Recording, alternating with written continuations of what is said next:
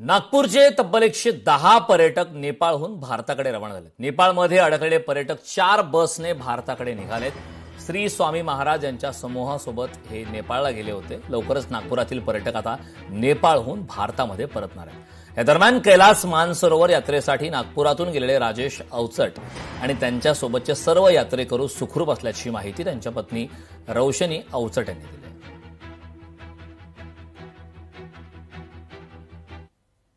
त्यांचा प्रवास एकदम सुखरूप झाला। नागपूरवरून मानसरोवरपर्यंतचा त्यात काहीही अडथळे आले नाही।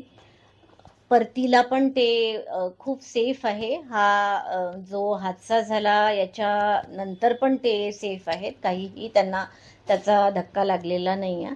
त्यांचा आता प्रवास सुरू आहे भारतामध्ये परत येण्याचा।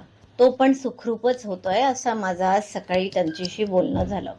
काठमांडूपर्यंत तर ते सुखरूप पोचतात आहे, तर आम्हालाही त्याची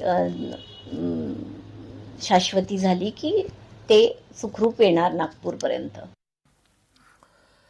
एमपीएससीचे औषध निरीक्षक पदाच्या परीक्षेचा पेपर फुटी प्रकरणी मुंबई पोलीस दलाचे पथक नंदुरबारमध्ये दाखल झाले। पेपर फुटी प्रकरणात आतापर्यंत 5 जणांना अटक झाली। मुंबई पोलिसांकडून आरोपींच्या घरांची झाडाझडती होणार आहे। मुंबई पोलिसांकडून आरोपींच्या घराची चौकशी आणि ई पंचनामा करण्याची शक्यता आहे। एमपीएससी औषध निरीक्षक पेपर फुटी प्रकरणाच्या तपासाला अखेर आता वेग आला। मुंबई पोलिसांचे पथक नंदुरबारमध्ये दाखल झाले।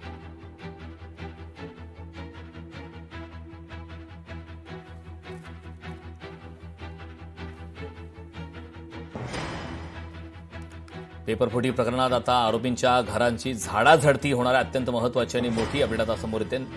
मुंबई पोलिसांचे पथक हे आता घरी दाखल झालेत। पेपरफुटी प्रकरणात आतापर्यंत तब्बल 5 जणांना अटक करण्यात आलेली आहे आणि याच संदर्भात आता पोलिसांच्या माध्यमातून आरोपींच्या घरांची झाडाझडती होणार आहे। औषध निरीक्षक पदाच्या परीक्षेचा पेपर फुटला होता आणि त्याच संदर्भात आता महत्वाची अपडेट।